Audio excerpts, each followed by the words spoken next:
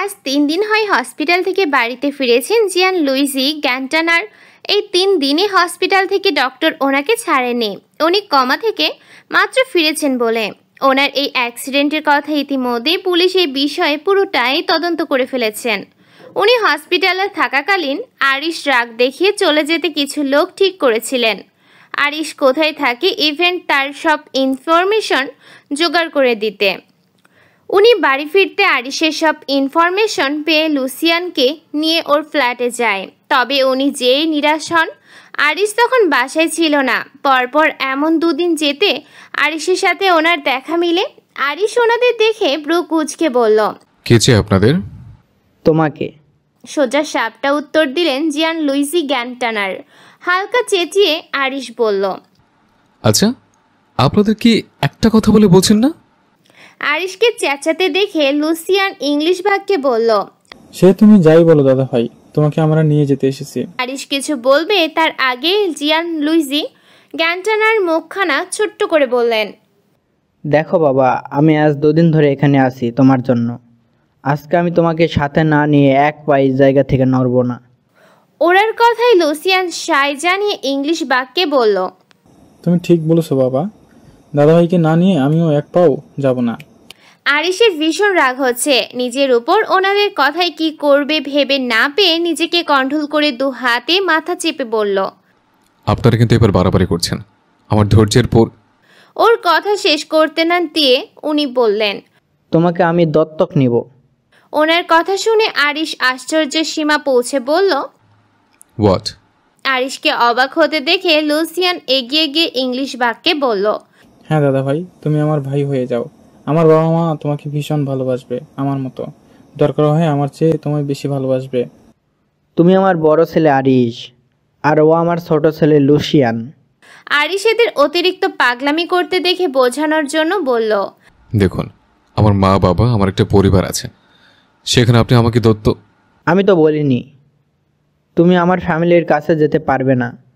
তোমার যখন ইচ্ছে তুমি যাবে, কিন্তু তুমি এখানে যতদিন থাকবে আমার ছেলে হয়ে আমার বাসায় থাকবে, ব্যাস। বলে সোফায় বসে পড়লেন। আরিশ এদের ভাবসাব দেখে বুঝতে পারে এরা ওকে না নিয়ে এক পা জায়গাও নড়বে না। তাই অনেক ভেবে সিদ্ধান্ত নেয় আরিশ ওদের সাথে যাবে। আরিশ মেনে নিয়েছে দেখে ওনারা দুজন আরিশকে জড়িয়ে ধরে কি করবে বুঝতে পারছিলেন না। আরিশ ওদের বাড়ি দ্য গ্যান্টানার এস্টেট এসেছে আজ 2 মাস শেষ হতে চলল। এই 2 মাসে আরিশ এই 3 জনকে নতুনভাবে চিনেছে। একটা বাহিরের মানুষকে কিভাবে আপন করতে হয় এদেরকে দেখেছে।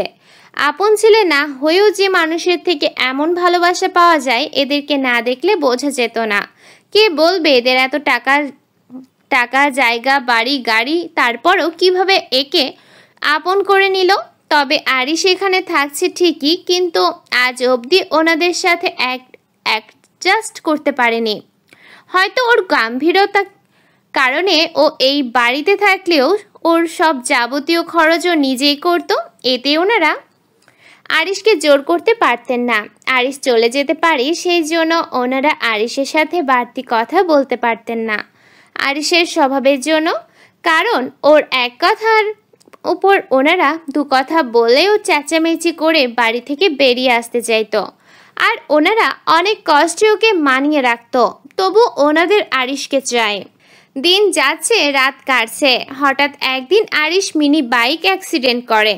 যদিও আঘাত তেমন পায়নি, হাত একটু কেটে গিয়েছে, পাশাপাশি পা ছিলে গেছে। আরিশের অ্যাক্সিডেন্টের কথা ওনাদের কানে যেতে সবাই কেমন অস্থির হয়ে পাগল ভেসে ছুটে এসেছিলেন আরিশকে হারানোর ভয়ে। ততক্ষণ আরিশ নিজেই হসপিটালে গিয়ে হাত কাটা জায়গায় সেলাই ও পায়ে ব্যান্ডেজ করিয়ে নেয়। ডক্টর ওষুধ লিখে দিতে ততক্ষণে ওনারা হসপিটালে এসে অস্থির হয়ে আরিশকে দেখতে দেখতে ইন্দ্রিয় তাইনিন কান্না জড়িত কণ্ঠে বললেন, আমার সোনা বাবা, আমার হীরা তুমি ঠিক আছো? আল্লাহ তোমার দরবারে শুকরিয়া। আরিশকে বাড়ি নিয়ে এসে ইন্দ্রিয় তাইনিন ওকে খাইয়ে দেওয়া, যত্ন করা, সব সময় মায়ের মতো পাশে থাকা, পাশাপাশি জিয়ান লুইজির গ্যান্টানার ওর প্রতি ধীরতা দেখে সেদিন আরিশ সত্যি অবাক হয়েছিল। মানুষ কিভাবে এতটা নিঃস্বার্থভাবে ভালোবাসতে পারে। কঠিন মনোভাবের আরিশও সেদিন ওনাদের প্রতি দুর্বল হয়েছিল, ওনাদের প্রতি ভালোবাসা অনুভব করেছিল। সেদিন প্রথমবারের মতো জিয়ান লুইজি গ্যান্টানারকে বাবাই বলে ডাক দিয়েছিল, যেটা শুনে উনি চোখের পানি ছেড়ে দিয়ে আরিশকে জড়িয়ে ধরে বললেন, কি বললে বাবা? আবার বললো। বাবাই, তুমি আমার বাবাই। বলে ইন্দ্রিয় তাইনিনের দিক তাকিয়ে বলল, তুমি আমার মামনি। আরিশের মাত্র দুটো ডাকে ওনাদের মুখের অভিব্যক্তি দেখে বোঝা যাচ্ছিল ওনারা আকাশ সমান খুশি হয়েছিল। ওনাদের এত খুশি দেখে আরিশ মনে মনে হেসে বলল, জন্ম না দিলেও যে মা হওয়া যায়, এটা তোমরা প্রমাণ করে দিলে। ওর এসব ভাবার মধ্যে লসিয়ান গাল বাঁকিয়ে মেয়েদের মতো বলল, When they are বাবাই and Mamuni, who am I দাদা ভাই? ওরা বাবাই মামুনি হলে আমি কে দাদা ভাই? তুই তো আমার ছোট ভাই। আরিশ এটা বলতে লুসিয়ান ওনাদের মতো আরিশকে জড়িয়ে ধরে বলল। নেই থেকেই ওনাদের সাথে আরিশের পথ চলা শুরু হয়, আর সেই থেকে কেটে গেল 7টা বছর। বর্তমান আরিশ তার মৌকে সবটা খুলে বলল, কিভাবে তাদের সাথে ওর সম্পর্কটা একতা মজবুত, এতটা ভালোবাসা হলো। আর নয়তো কারো কোটি কোটি টাকার সম্পত্তি নিজের ছেলের সাথে অন্য কারোর জন্য ভাগ করে সমান সমান। হ্যাঁ, জিয়ান লুইজি গ্যান্টানার লুসিয়ান আর আরিশের নামে ওনার সমস্ত সম্পত্তি লিখে দিয়েছেন। যদিও আরিশ এই বিষয়ে শুনে অনেক রিয়্যাক্ট করেছিল, সে কিছুতেই ওনার থেকে কিছু নিতে রাজি নয়। তাছাড়া এত টাকা দিয়ে কি হবে? ওর নিজের টাকা, ওর নামে রাখা ওর বাবার টাকা, এখন আবার ওনাদের এত সম্পত্তির অর্ধেক। সব কিছুই কেমন যেন ছন্ন ছাড়া। আরিশ সম্পত্তির বিষয়টা এড়িয়ে যাচ্ছে দেখে জিয়ান লুইজি গ্যান্টানার আপাতত সবটা নিজেই ম্যানেজ করেছে। যদিও উনি জানতেন আরিশ এটা শোনার পর এমনভাবেই রিয়্যাক্ট করবে, তবুও ওনার সমান সমান দিতে চায়। এতে বেশি লুসিয়ানেরই মতো ছিল। আরিশকে সবটা বলে থেমে যেতে দেখে জুথি মিনমিন কণ্ঠে বলল, ইস, আপনার মতো আমাকেও যদি কেউ ভালোবাসতো। আরিশ জুথির কথায় ব্রু কুচকে বলল, তোকে এর থেকেও কি মারাত্মকভাবে ভালোবাসে? জুথি আরিশের কথায় তেমন পাত্তা না দিয়ে পেটে দুহাত দ্বারা চেপে ধরে বলল, ভীষণ খিদে পেয়েছে, সবাই হয়তো খেয়েও নিয়েছে, আমি এখন যাই। ওকে, দুজনের খাবার রুমে নিয়ে আয়। মানে দুজনের খাবার আনতে যাব কেন? আরিশ জুথির কথা শুনে বাঁকা হেসে ওর দিক এগোতে নিলে জুথি লাফ দিয়ে উঠে দাঁড়িয়ে তাড়াহুড়ো করে বলল, বুঝতে পেরেছি, আপনার জন্য আনতে বলছেন তো, চিন্তা করবেন না, আমি আপনার জন্য নিয়ে আসছি, দরকার হলে খাইয়েও দেবো আপনাকে। বলে আর না দাঁড়িয়ে দৌড়ে রুম থেকে বেরিয়ে গেল। আরিশকে কেমনভাবে ওর দিকে এগোতে দেখে বোকা হেসে বলল, এই যে খাবার নিয়ে এসেছি। খাইয়ে দে। পারবো না, নিজেরটা নিজে খান। দিবি না? বলে টেবিলের উপর খাবারটা রেখে ইচ্ছে না থাকা সত্ত্বেও আরিশকে খাইয়ে দেয়, নিজেও খেয়ে নেয়। খাবার শেষ হলে জুথি প্লেট খুঁচিয়ে রাখতে যেতে নিলে আরিশ জুথির প্লেট বাহাতে পেঁচিয়ে উড়ুর উপর বসিয়ে ঘাড়ে মুখ গুজে বলল, মো, আজকে রাতটা আমায় দিবি প্লিজ? বিশ্বাস কর, তোকে একটুও ব্যথা দেব না, নিজেকে দাঁতে দাঁত চিপে কন্ট্রোল করব। শুধু আজকের রাতটা তোকে বুকের মধ্যে নিয়ে ঘুমাতে চাই। ঠিক যেমন লতা গাছকে বাঁচায় নিজেকে বাঁচাতে, ঠিক তেমনি আমিও তোকে বুকে নিয়ে মানসিক শান্তিটুকু পেতে চাই। যদি আরিশের এমন কাজে আরিশকে ঠেলে সরাতে চেয়ে বলল, ছাড়ুন আমায়, এগুলো রাখতে হবে। প্রয়োজন নেই, আমার কাছে থাকো। আরিশের এমন গা কাঁপানো কথায় শুধু শোনা গেল জুথির ঘন ঘন ফেলা নিঃশ্বাস। জুথির শরীর ক্রমশ কাঁপছে দেখে আরিশ জুথিকে ছেড়ে দিয়ে রাগ বিরক্তি দুইটা মিলিয়ে বলল, আমার সামনে একদম কাঁপাকাঁপি করবি না, বিরক্ত লাগে আমার। বলে বিছানার উপর বসে গায়ের শার্ট খুলতে খুলতে বলল, গিয়ে প্লেটগুলো রেখে সোজা রুমে আসবে। জুথিকে এক জায়গায় নিচের দিক তাকিয়ে দাঁড়িয়ে থাকতে দেখে ব্রুকুচকে বলল, কথা কানে যায়নি? জুথি আরিশের কথায় প্লেটগুলো নিয়ে রুম থেকে বেরিয়ে রাদিফের রুমের সামনে পর্যন্ত আসতে রাদিফও রুম থেকে বেরোচ্ছিল। তখন জুথিকে প্লেটের হাতে যেতে দেখে জুথির হাতটা ধরে বলল, কোথায় থাকো তুমি? দুদিন ধরে তোমার কোনো দেখাই মেলে না। জুথি রাদিফের ধরে রাখা হাতটা ছাড়াতে চেয়ে বলল, আমি তো বাড়িতেই ছিলাম। আমি তো রাদিফের সম্পূর্ণ কথা শেষ হওয়ার আগে ফারিও নিচ থেকে মাত্র এসেছিল রুমে যাবে বলে। মাঝপথে রাদিফ জ্যোতিকে হাত ধরা অবস্থায় দাঁড়িয়ে থাকতে দেখে একটু জোরেই বলল, রাদীপ ভাই, তুমি ওর হাত ধরেছো কেন? তোকে বলতে হবে? জ্যোতি আরিশের রুমের দিক তাকিয়ে ভয়ার্ত কণ্ঠে বলল, আমার হাত ছাড়ো রাদীপ ভাই। তোমার সাথে আমার কথা আছে। রুমের বাইরে ওদের কথার শব্দ পেয়ে আরিশ ব্রুকুচকে রুম থেকে বেরিয়ে এসে দেখে রাদিফ জ্যোতির হাত ধরে দাঁড়িয়ে আছে। এটা দেখে আরিশ হাত দুটো মুচিবদ্ধ করে দাঁতে দাঁত চেপে জ্যোতির দিকে এগিয়ে যেতে যেতে বলল। জ্যোতি এটা দেখে মাথা চুলকে কিছুক্ষণ দেখল, অতঃপর মুচকি হেসে চট করে বলল, আয়ান ভাই, তুমি যেটা চাচ্ছ সেটাই হবে। জ্যোতির কথায় আয়ান তানিশার দিক থেকে দৃষ্টি সরিয়ে না বোঝার মতো ব্রুকুচকে বলল, কি বলবি বনু? তোমাকে আলাদাভাবে বলবো। বলে আর চোখে একবার তানিশার দিক তাকিয়ে আয়ান জ্যোতির ভাবসাব দেখে জ্যোতি কি বলবে মুহূর্তে বুঝে যায়। অতঃপর ফিক করে হেসে দিয়ে বলল, তোর বুঝতে একটু লেট হয়ে গেছে বনু, সেই আগেই খান বাড়ির বউ হিসেবে সিলেক্ট হয়ে গেছে। বলে শার্টের হাতা ব্লাড করতে করতে তানিশার গা ঘিসে বসলো ওর পাশে।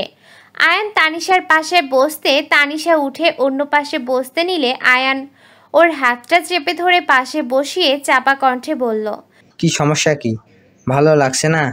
দেখুন আপনি। সেদিন তো তোমাকে বললাম যা দেখার একবারে দেখব, এতে যদি তোমার তর না হয় তাহলে চলো তোমাকে প্রাইভেসি দিই। আপনি? তানিশার কথা সম্পূর্ণ করতে না দিয়ে জ্যোতি মাথা চুলকে জোরে নিঃশ্বাস ফেলে বলল, আয়ান ভাই, আমি তোমার কথা বুঝতে পারিনি। ওদের কথার মধ্যে আরিশ সিঁড়ি বেয়ে নিচে এসে খাবার টেবিলের দিকে যেতে যেতে বলল। জ্যোতি আরিশের কথায় ভেংচি কেটে বলল, আসছে, খেতে দে। কেন, ওখানে কি বড় আম্মু মেজমা মা নেই যে আমাকে খাবার দিতে হবে? জ্যোতির কথায় আয়ান একবার আরিশের দিক আর চোখে তাকিয়ে মাথা চুলকে গলার ভিতর কথা আটকে বলল, সকাল সকাল মার খেতে না চাইলে ভাই যেটা খেতে চায় খাবারটা দিয়ে আয়। জ্যোতি আয়ানের কথায় মুখ ফুলিয়ে উঠে দাঁড়ালো আরিশকে খাবার দেওয়ার জন্য। জ্যোতি টেবিল পর্যন্ত যেতে যেতে রাগে ফুঁসতে ফুঁসতে মনে মনে বলল, এবারটা শুধু সবসময় মৌ মৌ করবে, যেখানে যাই মৌকে লাগবে, অসহ্য একটা। বলে টেবিলে প্লেট রেখে তাতে সুন্দরভাবে সকালের ব্রেকফাস্ট সাজিয়ে দিয়ে নিচের দিক তাকিয়ে বলল, খাবার। আরিশ প্লেটটা ওর কাছে নিয়ে পরোটা ছিঁড়তে ছিঁড়তে বলল, কাছে আয়। জ্যোতিকে চুপচাপ ঠাই জায়গায় দাঁড়িয়ে থাকতে দেখে আরিশ ওর দিক তাকিয়ে বলল, কি বললাম শুনতে পাসনি? জ্যোতি ছোট ছোট পায়ে আরিশের পাশে একটা চেয়ারে বসতে নিলে আরিশ ওকে কাছে টেনে উরুর উপর বসিয়ে পরোটার টুকরো মুখের সামনে ধরে বলল, হা কর। আরিশ জ্যোতির মুখে খাবার তুলে দিতে জ্যোতি ছলছল নয়নে তাকিয়ে ছোট্ট করে হা করে আরিশ খাবারটা ওর মুখে পুরে নেয়। জ্যোতি খাবারটা মুখে নিতে চোখের পানি ছেড়ে আরিশের গলা জড়িয়ে হাউ মাউ করে কান্না করে বলল, কেন এত মায়া বাড়াচ্ছেন? আবার দূরে চলে যেতে? আরিশ জ্যোতিকে হঠাৎ এভাবে হাউ মাউ করে কান্না করতে দেখে আশপাশটা একবার তাকালো। জ্যোতির হঠাৎ এমন কান্নায় আয়ান তানিশা সহ সবাই অবাক হয়ে ওর দিক তাকাতে আরিশ খাবারটা ওভাবেই টেবিলের উপর রেখে জ্যোতিকে কোলে নিয়ে ওর রুমে যেতে যেতে সানজিদা খানকে বলল, আম্মু কষ্ট করে খাবারটা রুমে পাঠাও। বলে উঠে আসলো। তখনও জ্যোতি একই রকম আরিশের গলা জড়িয়ে কান্না করছে। আরিশ জ্যোতিকে কোলে নিয়ে রুমে যাওয়ার সময় রাদিফ ও রুম থেকে বেরোচ্ছিল। তখন জ্যোতিকে আরিশের গলা জড়িয়ে থাকতে দেখে ব্রু কুঁচকে তাকায়। হঠাৎ তার মনে হলো তার বুকের বাঁ পাশটায় ভীষণ ব্যথা হচ্ছে। রাদিফ তখনই ডান হাতটা বুকের বাঁ পাশে চেপে রেখে নিচের দিকে তাকিয়ে চোখ দুটো বন্ধ করে ঘন ঘন নিঃশ্বাস নিতে লাগলো। তার এমনটা মনে হচ্ছে তার রুহুটা বের হয়ে যাচ্ছে। তার এই মুহূর্তে অনেক কষ্ট হচ্ছে, কেমন দম আটকে আটকে আসছে। রাদিফ এভাবে শ্বাস নেওয়ার মধ্যে বন্ধ চোখ দুটো থেকেই টপ টপ দু ফোঁটা পানি গড়িয়ে মেঝেতে পড়ল। পানি জাতীয় কিছু অনুভব করতে রাদিফ চোখ দুটো খুলে ডান হাত দিয়ে মুখে হাত দিতে দেখলো সত্যি এটা পানি। সে কখনো কান্না করেছে কিনা তার জানা নেই। রাদিফের গলা আটকে আসছে, ঢোক গিলতেও কেমন কষ্ট হচ্ছে। রাদিফ আর নিতে পারল না, আর না পারল দাঁড়িয়ে থাকতে। টপ করে দরজার সামনে বসে টপ টপ করে চোখের জল ফেলতে লাগলো। রোদও তখন রুম বের হয় নিচে যাওয়ার জন্য। তখন রাদিফকে এভাবে দেখে ছুটে এসে রাদিফের বাহুতে হাত রেখে বলল, কি হয়েছে আপনার? আপনি কাঁদছেন কেন? আর এভাবেই বা দরজার সামনে বসে আছেন কেন? রোদ রাদিফের চোখের জল মুছে দিতে দিতে অস্থির কণ্ঠে বলল, আরে বাবা, বলবেন তো এভাবে কাঁদছেন কেন? আমি কি মেজমাকে ডাকবো? রাদিফ হুঁশ হারালো কান্নার তোপে রোদকে জড়িয়ে ধরে ফুপিয়ে কেঁদে বলল, ভালোবাসা এত ভয়ঙ্কর কেন আমি সহ্য করতে পারছি না। রাদিফ রোদকে জড়িয়ে ধরায় রোদ ফাঁস করে ওকে ছাড়াতে চেয়ে বলল, কি করছেন? ছাড়েন ভাই, আপনি ঠিক নেই। আপনাকে দেখে কেমন লাগছে। রাদিফ রোদকে ওভাবে জড়িয়ে ধরেই চোখ দুটো বন্ধ অবস্থায় বলল, হ্যাঁ হ্যাঁ, আমি ঠিক নেই। কষ্ট হচ্ছে আমার, বুকে ব্যথা হচ্ছে, মনে হচ্ছে যখন তখন হার্ট ব্রেক করতে পারে। রোদ রাদিফের কথার আগা মাথা না পেয়ে ওকে জোর করে ওর থেকে ছাড়াতে চেয়ে রাদিফের বুক বরাবর হাত দুটো দিয়ে ঠেলল। তবে রাদিফ ওর উপর পুরো ভর করায় রোদ ওকে ওর থেকে সরাতে পারল না। রোদ এমন অবস্থায় কি করবে বুঝতে না পেরে হাঁসফাঁস করে বলল, আপনি যেভাবে ধরে রেখেছেন আমার শ্বাস নিতে কষ্ট হচ্ছে। থাক না, এভাবে একটু থাক। কিন্তু ওর সম্পূর্ণ কথা শেষ হওয়ার আগে ফারিও নিচ থেকে উপরে আসছিল। উপরে এসে এমন দৃশ্য দেখে হাঁ করে তাকালো। কথায় আছে না, যেখানে কোন কান ফাঁস সেখানেই সর্বনাশ। রোদেরও তাই হলো। ফারি একটু জোরেই চিৎকার করে বলল, কি হয়েছে রাদীপ ভাইয়ের? ভাই এভাবে দরজার সামনে বসে আছে কেন? রোদ কি বলবে কিছুই ভেবে পাচ্ছে না। ততক্ষণে ফারির গলার আওয়াজ পেয়ে সানজিদা খান সহ আয়ান, তানিশা, লিমা খান ছুটে উপরে আসেন। লিমা খান উপরে এসে এমন দৃশ্য দেখে দৌড়ে গিয়ে রোদের থেকে রাদিফকে জোর করে ছাড়িয়ে ওনার বুকে নিয়ে অস্থির কণ্ঠে বললেন, আমার বাবা, আমার সোনা, এভাবে কাঁদছো কেন? তুমি এভাবে মেঝেতে বসে আছো কেন? রোদ রাদিফের থেকে ছাড়া পেয়ে উঠে দাঁড়িয়ে জোরে জোরে নিঃশ্বাস ফেলল। এতক্ষণ ওর মনে হচ্ছিল দম আটকে আসার পালা, যেখানে ওকে জড়িয়ে রেখেছিল। ততক্ষণে রোদের মা মেহজাবিন খান ওর কাছে এসে ওকে ঘুরিয়ে ঠাস করে থাপ্পড় দিয়ে বললেন, ঠাস, কি হয়েছিল এখানে? ও বা তোকে এভাবে জড়িয়ে রেখেছিল কেন? রোদ থাপ্পড় খেয়ে মাথা নিচু করে চোখের জল ফেলতে সানজিদা খান এসে মেহজাবিন খানের থেকে রোদকে সরিয়ে করা কণ্ঠে বললেন, কি শুরু করেছো তোমরা? শরীরের হাত দেওয়া একটা রেয়াজ তুলছে দেখছি। বড় যা সানজিদা খানের কথায় মাথা নিচু করে মেহজাবিন খান বললেন, বড় ভাবি, আমি এভাবে বলতে চাইনি, কিন্তু ও তো এখন বড় হয়েছে। আর রাদীপ, সে একজন প্রাপ্তবয়স্ক যুবক। দুজন প্রাপ্তবয়স্ক ছেলে মেয়ে এভাবে জড়িয়ে থাকা সেটা ভালো দেখায় না। সানজিদা খান ওনার কথায় যুক্তি পেয়ে চুপ হয়ে যান। তবে গায়ে হাত তোলা বিষয়টা ওনার মোটেও পছন্দ না, তাই ওভাবে বললেন, সেটা মুখে বলা যায়, গায়ে হাত দেওয়ার সেটার প্রয়োজন হয় না। ওনাকে চুপ থাকতে দেখে সানজিদা খান রোদকে ওনার কাছে টেনে বললেন, এখানে কি হয়েছিল রোদাম্মু? আসলে বড় আম্মু, বিষয়টা আমিও জানি না। আমি যখন রুম থেকে বের হচ্ছিলাম তখন দেখি উনি এভাবে দরজার সামনে বসে কান্না করছেন। তাই ওনাকে জিজ্ঞেস করতেই উনি এভাবে জড়িয়ে। রোদকে শেষ করতে না দিয়ে সানজিদা খান বললেন, আচ্ছা ঠিক আছে, বুঝতে পেরেছি, তুমি এখন যাও। বলে উনি রাদিফের কাছে গিয়ে মাথায় হাত বুলিয়ে বললেন, কি হয়েছে তোমার আব্বা? আমাদের বলো। কিছু হয়নি। বলে রাদিফ ততক্ষণে দরজার সামনে থেকে উঠে হাত মুঠ করে চোখের পানি মুছে রুমের ভেতর ঢুকে দরজাটা বন্ধ করে দিতে লিমা খান আহাজারি কণ্ঠে বললেন, বাবা, দরজা খোলো, মাকে বলো, মা শুনবে তো তোমার কথা। ততক্ষণে ভেতর থেকে রাদিফের কণ্ঠে শোনা গেল, তোমরা যাও। আরিশ জ্যোতিকে রুমে নিয়ে আসতে জ্যোতি তখনও আরিশের গলা জড়িয়ে ফুপিয়ে কাঁদছে। আরিশ জ্যোতিকে এখনও ফুপিয়ে কাঁদতে দেখে এক টানে ওর গলা ছাড়িয়ে সামনে এসে ব্রুকুচকে বলল, সমস্যা কি? কাঁদছিস কেন? চুপ করে থাকাটা আমার মোটেও পছন্দ না মৌ। জ্যোতি আরিশকে চেঁচাতে দেখে ওর বুকে মাথার গুজে মুখ লুকালো। জ্যোতির এমন কাজে আরিশ ওর বুক থেকে ওকে টেনে বিছানায় ফেলে।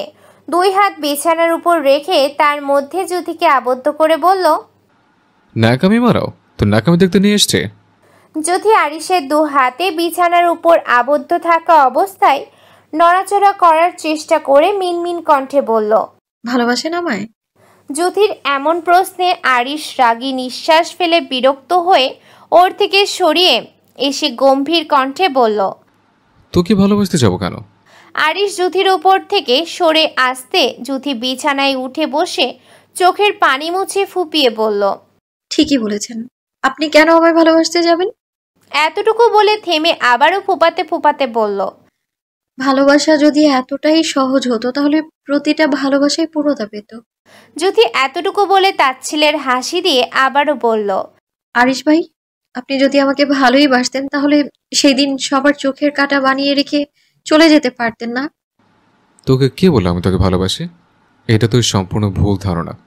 জ্যোতি আরিশের পর ভালোবাসি না শব্দটা শুনে বিছানা থেকে উঠে দাঁড়িয়ে কান্নারত চোখ নিয়ে বলল, ধন্যবাদ আরিশ ভাই, আমি আপনার মুখ থেকে এটাই শুনতে চেয়েছিলাম। বলে 2 ফোঁটা চোখের পানি ফেলে সেখান থেকে প্রস্থান করে।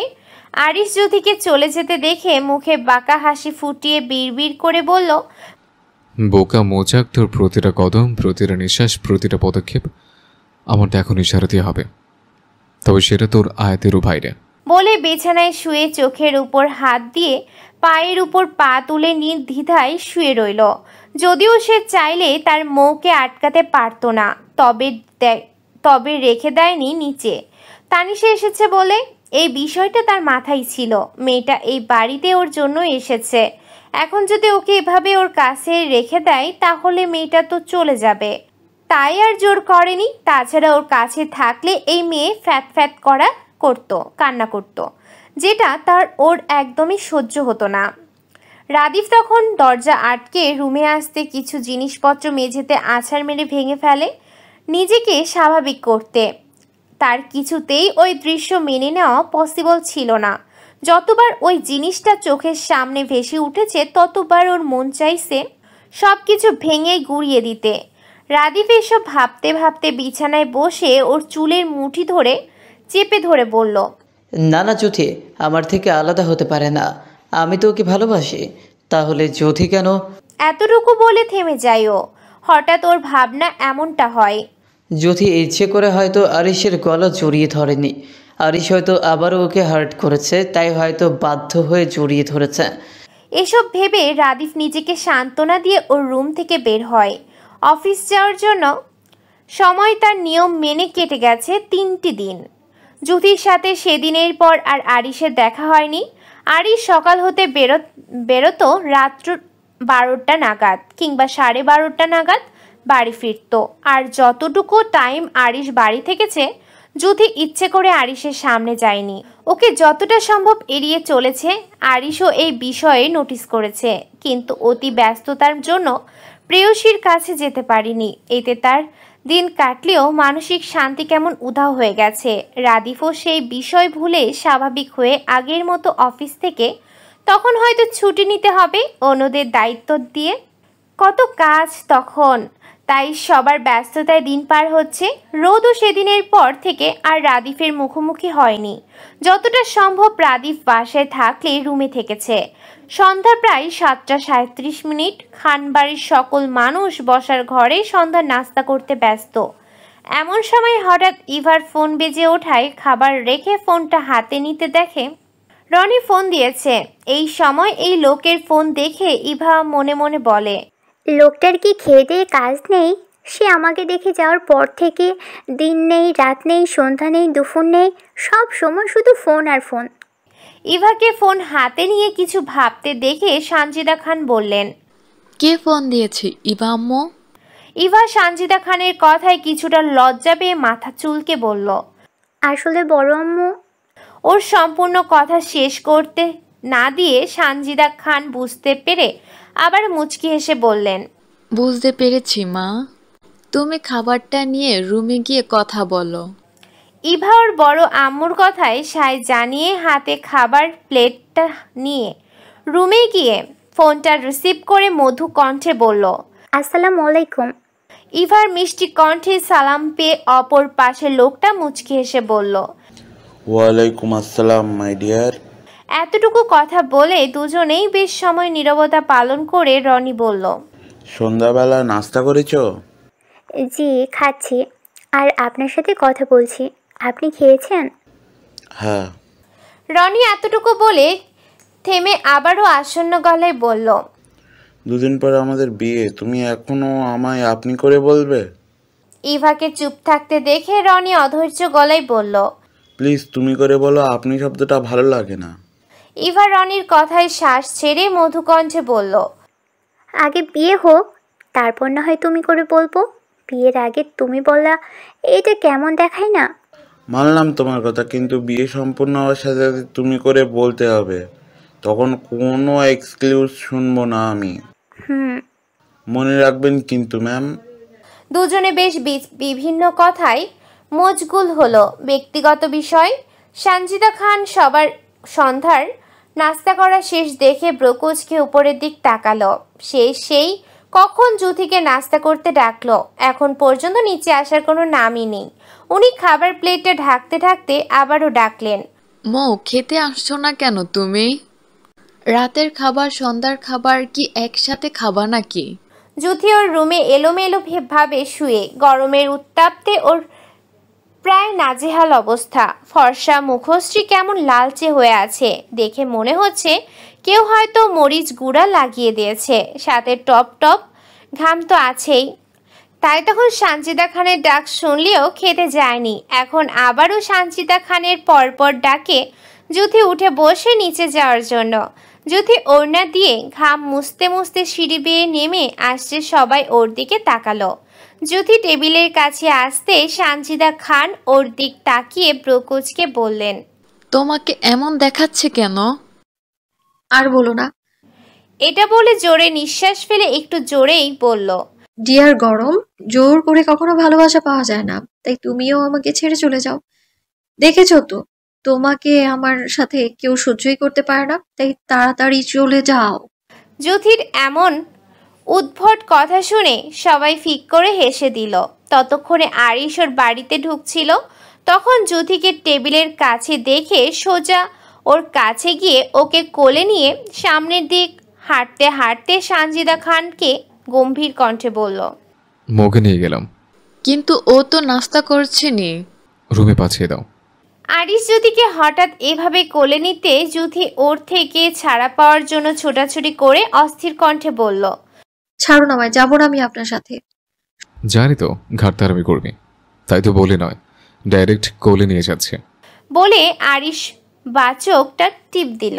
আরিশ ওকে নামাচ্ছে না বলে জুথি ওর বুকে হাত ছাপড়িয়ে বলল, শুনতে পাননি? আমি আপনার সাথে যাবো না, নামান আমায়।